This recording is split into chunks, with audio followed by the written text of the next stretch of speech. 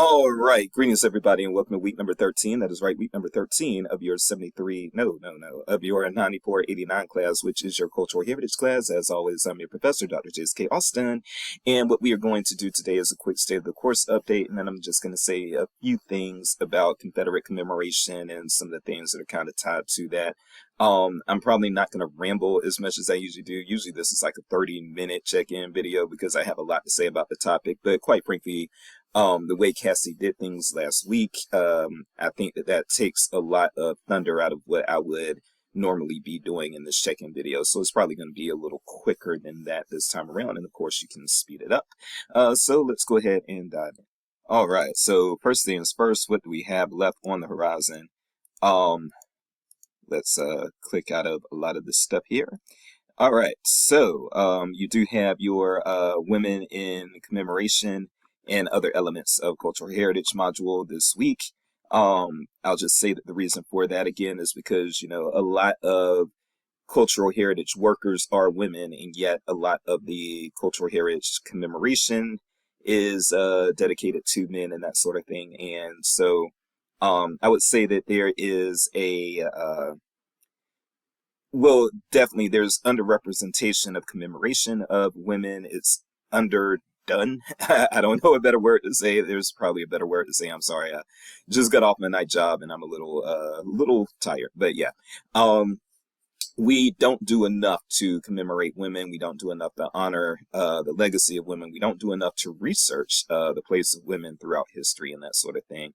And so, yes, with this unit that we have this week, basically, I mean, I can't correct these things all by myself, but what I can do is within a class like this, I can bring awareness to the issue, and that's what I aim to do here. So yes, we have this entire module basically to bring awareness to that imbalance, to that historical uh, gender imbalance that has plagued our whole species for many centuries. And I do hope that going forward we show more appreciation and we do more to honor the legacies of women who just do so many society shaping things.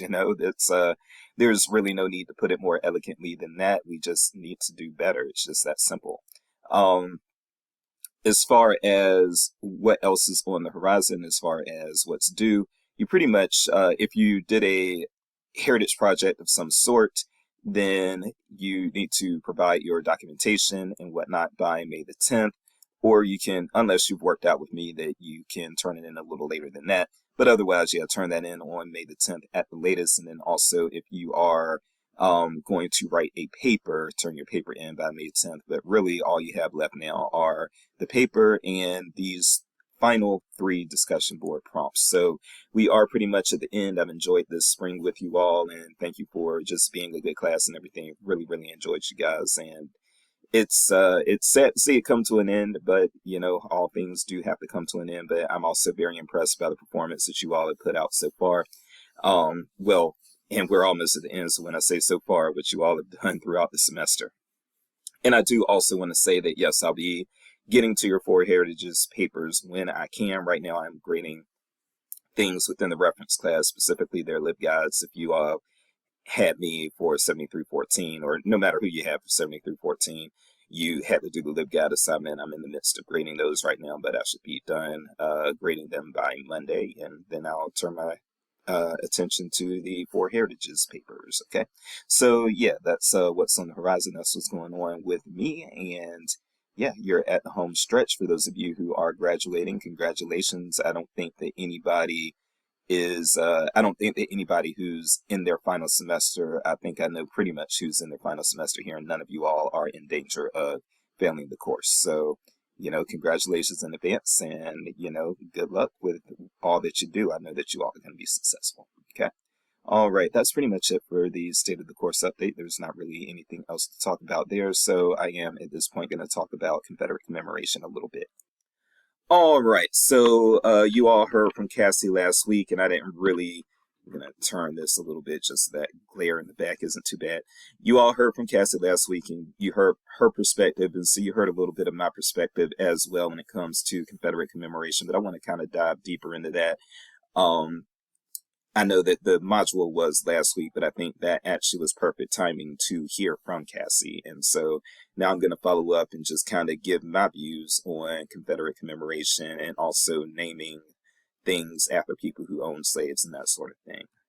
You are free to disagree, by the way, and if you want to get into the free-for-all discussion board area and disagree with what I'm saying, you are absolutely encouraged to do so, because I'm actually not as liberal on this, like as leftist as people may think I am on this situation. Now, I am very anti-Confederate commemoration, but there's a nuance to that people sort of don't expect. And in fact, I've been kind of disrespected even in this regard. And so I'm going to talk about that a little bit. So first of all, there has been a movement to kind of challenge the naming of things after people who had owned slaves, you know, whether it was founding fathers or that sort of thing.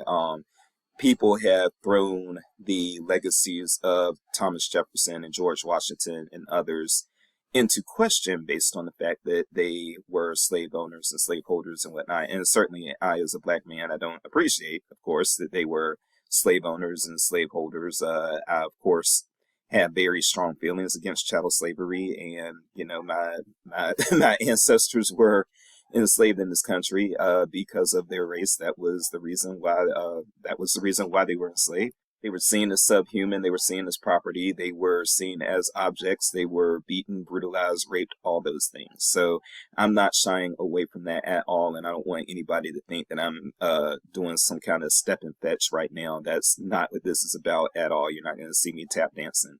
That's not who I am. However, I am going to say that, first of all, when it comes to looking at slave owners in the current through a current or modern lens, yes, I'm very hesitant of how I approach that. Now, don't get me wrong. There's been debate about the ethics of slavery, like going back in the Catholic Church, at least through the early centuries, like 3 and 4 centuries after the death of Jesus. So I don't believe in and don't buy that argument where people are like, well, people didn't really know that slavery was wrong back in those days. Yeah, that is a bogus argument. People have been debating the slavery issue all along. However, I am still just very cautious of where we go when we talk about applying modern ethical standards to historical people. Because times have changed, and even though, yeah, we all know now that slavery is unacceptable, and there was a large number of people back then who were anti-slave and knew that slavery was unacceptable. One of those people even was John Adams. John Adams was very much anti-slavery, the second president of the United States. So this is nothing new. However, I do think, and I hope that nobody sees me as a sellout for saying this, but if I'm going to be completely honest, I do think that unless society holds people to the fire, then you are still going to have these things happen, and it's an indictment of society and not just those individual people. And so let me give you an example, a modern day example that I could see happening based on what I'm talking about here. So I do think that there is going to come a day, I don't know this for sure, but I think that there's going to come a day where the majority of people are vegetarian, vegan. I think that I think that day is going to come where the majority of people throughout the earth say, hey, eating meat, eating animal flesh is a barbaric practice, is an unethical practice, and we shouldn't do it. And society is going to move away all societies are going to move away from eating meat. I don't think that this is in the near future, but I could see this happening 200 or 300 years from now. Now, what does that mean?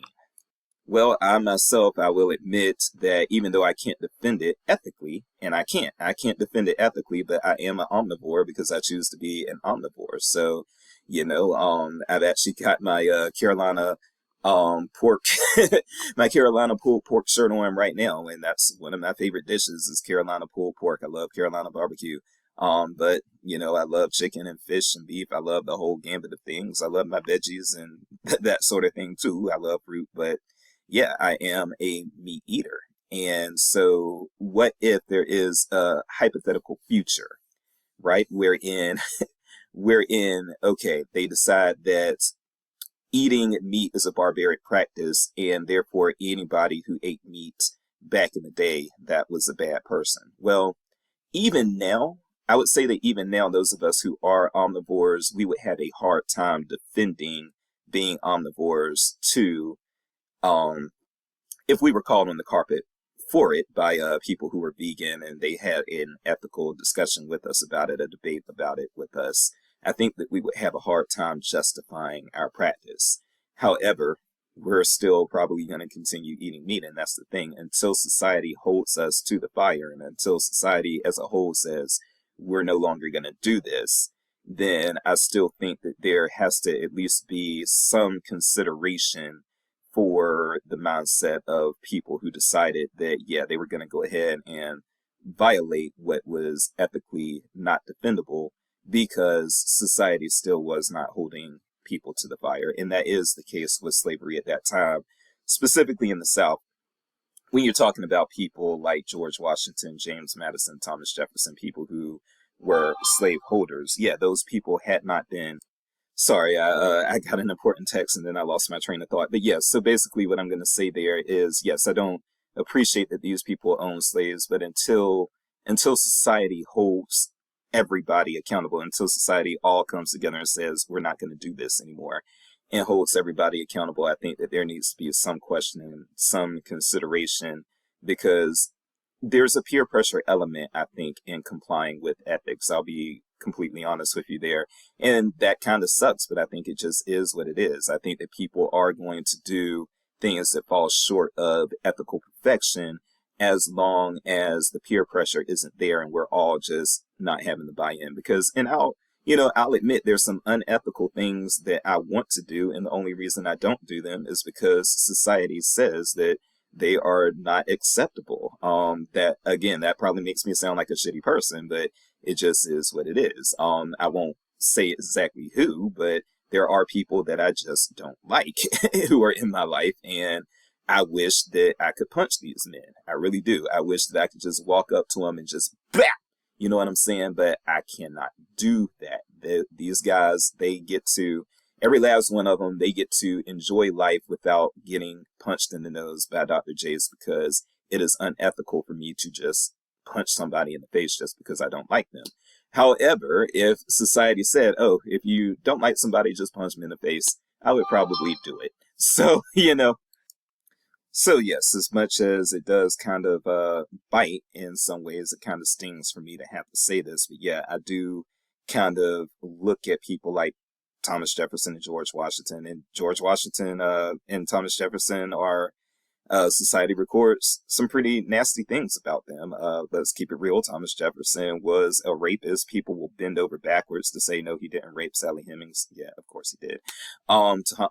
George Washington used slave body parts for things like teeth and other things. And yes, that's absolutely horrific. I don't condone that at all. It's shameful. I wish I could hold them to modern day standards and say, yes, that was so barbaric and unforgivable, but that their names should be stripped from everything. What I'm going to say to that is society needed to hold them accountable at that time, and the failure of society to hold them accountable at that time, I don't think that you can just go ahead and release their legacies or erase their legacies. I'm sorry, my phone keeps going off. I apologize. Now, things do differ when it comes to people like Stonewall Jackson and Robert E. Lee and all these people from the Confederacy that have things named after them. I will say that there's another reason why I think their names should be stripped, but I would also say that by that time, society really was holding people to the fire as far as abolition and doing away with slavery. And in fact, I would say that slavery was the key cause of the Civil War. I'm not going to get into that historical debate right now, but yes, slavery was a key cause of the Civil War. And so, yes, society was trying to hold people accountable or to a standard by that point. And so when people like Robert E. Lee and Stonewall Jackson, when they fought, and Jefferson Davis, when they fought to preserve slavery, basically, I would say that, yeah, their names don't need to be on anything because they actually did, even though it was less than 100 years later, they were still in a situation where that was different from the founding fathers, different from the Thomas Jeffersons and the George Washingtons of the world. They were in a position where, yes, society had, even less than 100 years later, decided, yeah, no more of this. And there was a large part of society that said, oh, yeah, we're going to keep that going. And it split the country in two, but they were, the slavery issue, there was a controversy regarding that during the 1700s, during the founding fathers' time as well, but it wasn't as divisive as it later became. It reached that kind of tipping point around Civil War times, whereas a lot of times within the 1700s, the big to do about opposing slavery was in part about representation, the Three-Fifths Compromise and things like that. So those were still different times, and so I view the Confederates within a different lens. But here's another reason why I don't think anything should be named after Confederates. One moment.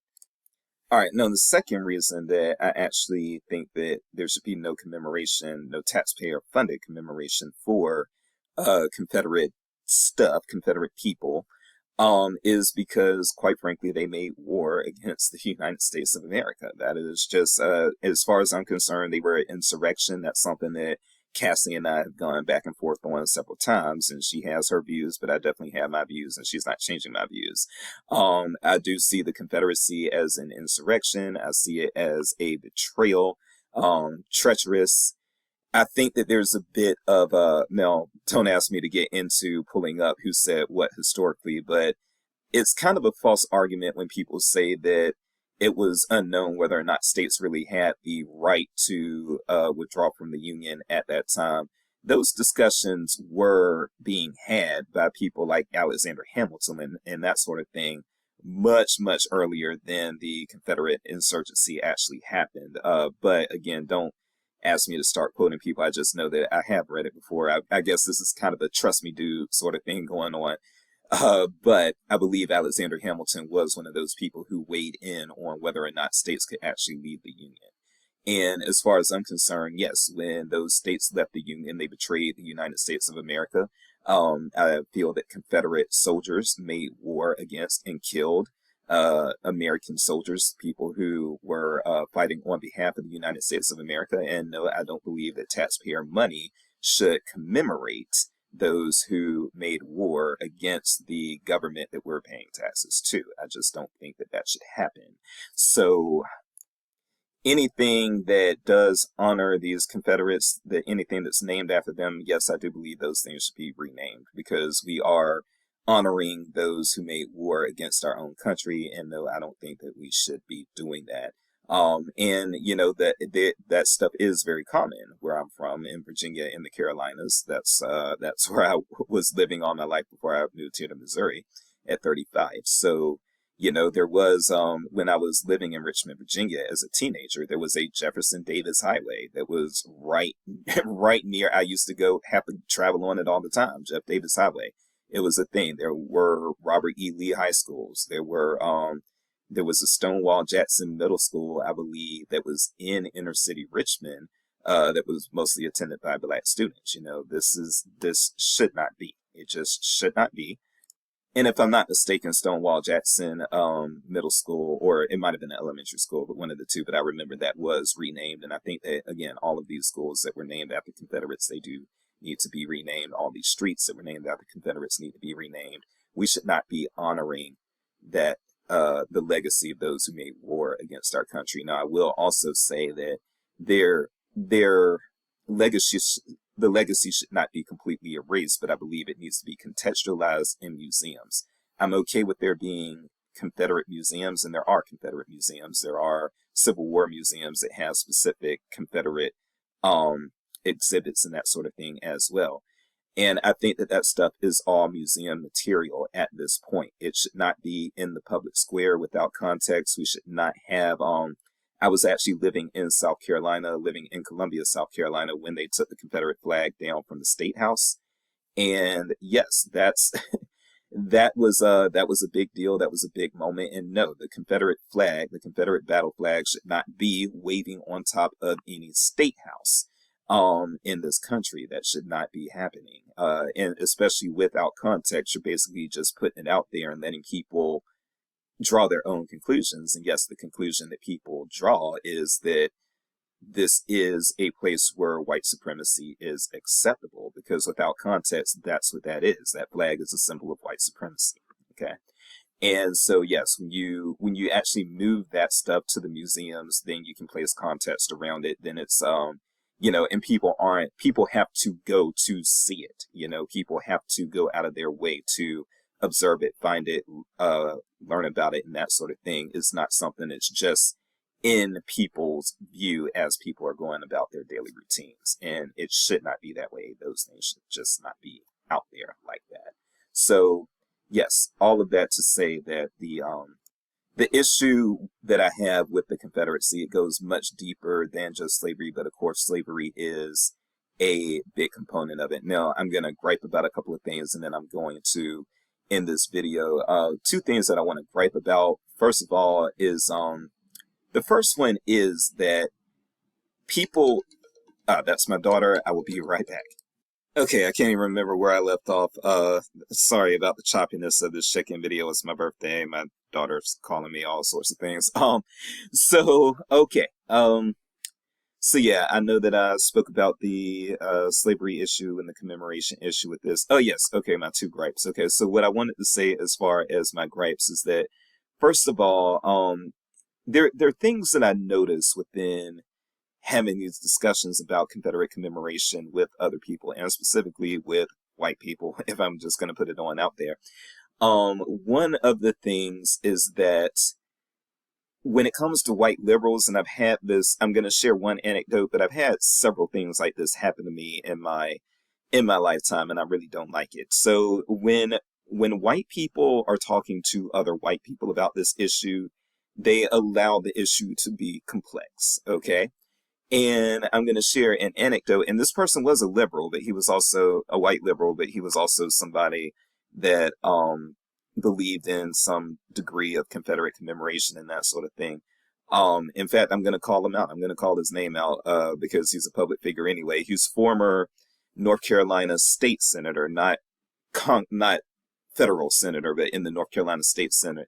I knew Doug Berger, who used to be my representative, and quite frankly, I'm not sad that he got voted out of office. But one thing that I will never forget, and it just really left a sour taste in my mouth, because he's supposedly just this, he's supposed to be somebody who's progressive on the issue of race and everything. Well, he had taken issue with the whole Silent Sam thing that was in one of the optional readings that you could read about in your readings this week. He had taken issue with that and how the students at UNC reacted to it.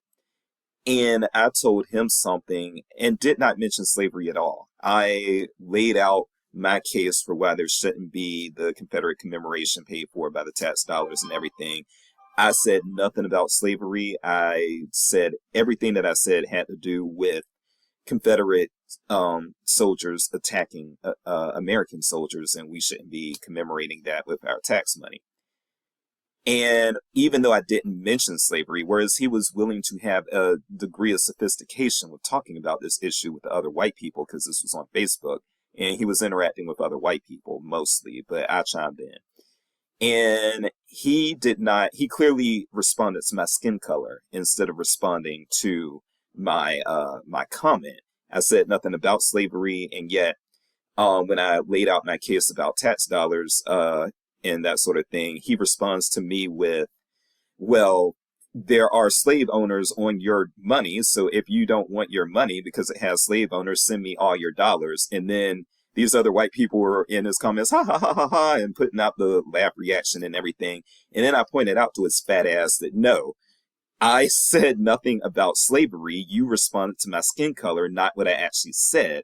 And then when I pointed that out to him, he realized that he had made a very blatant racist thing. That's what he did. It was something very blatantly racist. When you don't listen to what black people say, you just respond to what you think we said because of our skin color without actually listening. So then he got on the defensive and said some other bullshit, but it was just really offensive, and it made me, and I will never look at him the same way again, because up until that point, I had seen him as an ally to black people, and now I see him as another, quite frankly, there are a lot of white people, whether it's white conservatives or liberals, different issues at different times, but, he just quite frankly was another person who didn't listen. And that's what I'm getting tired of when it comes to whether it's black conservatives or black liberals. But I would say, white conservatives or white liberals, I would say that a lot of times these days it's actually the white liberals who do not listen to black people. They think they know what's best for us. They make a lot of presumptions. And then when we don't fall in line, we get ostracized. And that's the thing. And I'm thankfully not on Facebook anymore. It was just too much of a time sink. But when I was on there, I hate to say this because I'm left leaning myself, but I was able to disagree with conservatives and talk to conservatives. Even if it got contentious, I was able to disagree with them and we would still have a back and forth. I can't tell you how many white liberals blocked me on Facebook just because I didn't go along with the white liberal, what have you, the white liberal agenda, and or I didn't fall in line with whatever the Democrats were saying. And it became an issue of, oh, well, you're just a troll. If you don't, what I see from, and I hate to say this, but I'm going to hold the white left accountable. What I see from a lot of white right wingers is that they still don't expect all black people to just say the same thing. They seem to be more willing to actually hear us out, which is sad.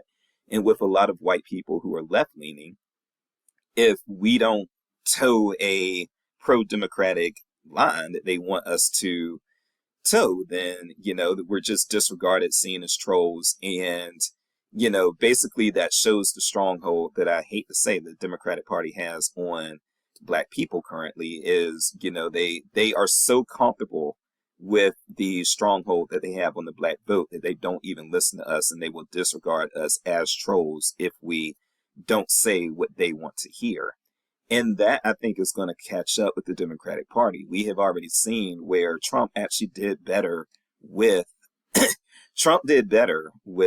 black people as a whole than most Republican presidential candidates have of late. No, that was in 2024. No, certainly in 2016, the black vote went overwhelmingly to Hillary, as it should have. But in 2024, I think that black people are just starting to get tired of it. Biden was not popular among black people.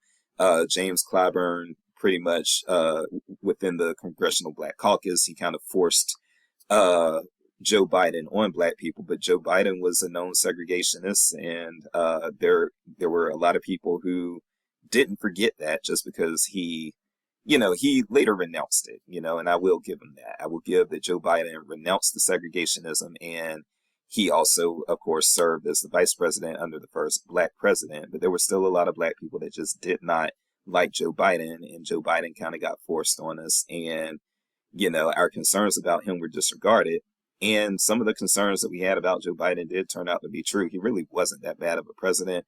But still, there were issues that seemed to be related to his age that, black people were really, really talking about a lot. And again, that got disregarded. It was just like, nah, y'all shut up and just go along because the other people are worse.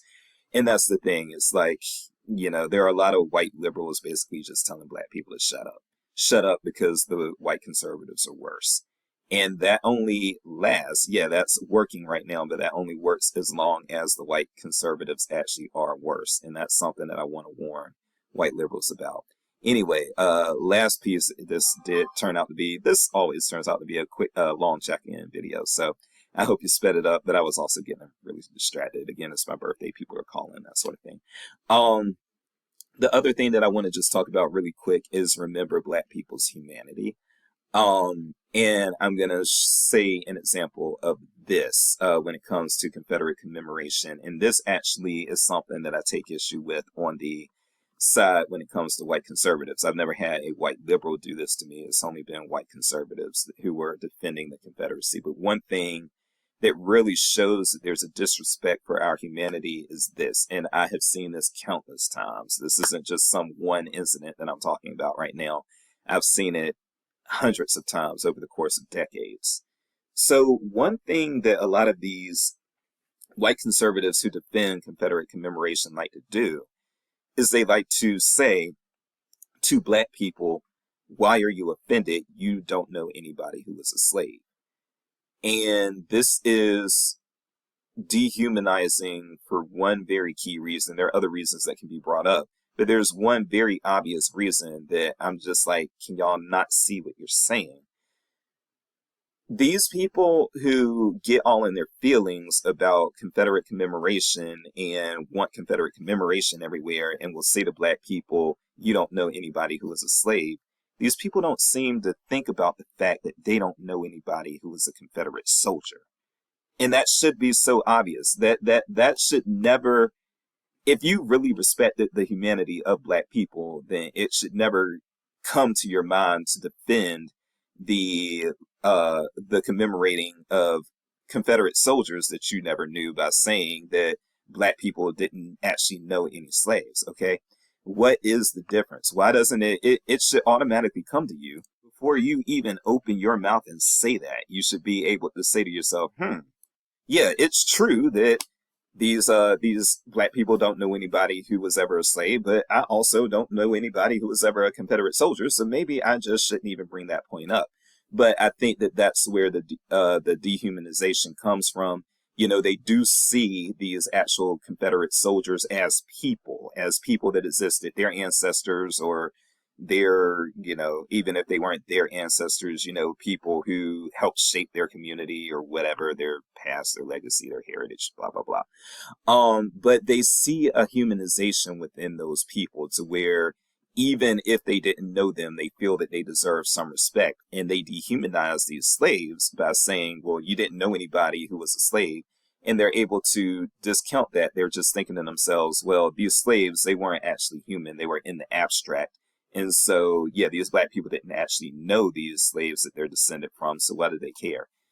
And so they don't attach the legacy, the importance, and just the human respect to these slaves that they attach to their own Confederate ancestors. And that's something that I also find very disturbing. So those are just, I know I've rambled this morning, but those are just the slights that I think about and just the things that, yeah, when it gets into talking about Confederate commemoration, these are the things that just kind of burn my biscuits and everything. But yeah, so I hope that through the rambling, some of that made sense and you got to see a little bit of where I'm coming from. And if you did, and if you want to discuss it further, you can hit me an email or you can hit the Free for All discussion board and talk there.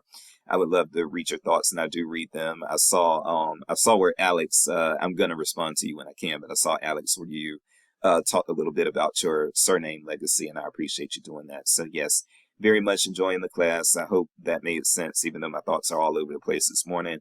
And yes, God bless. I am Dr. Jace, and please be respectful of the legacy of all people, regardless of race. All right, have a good one. I will see you next.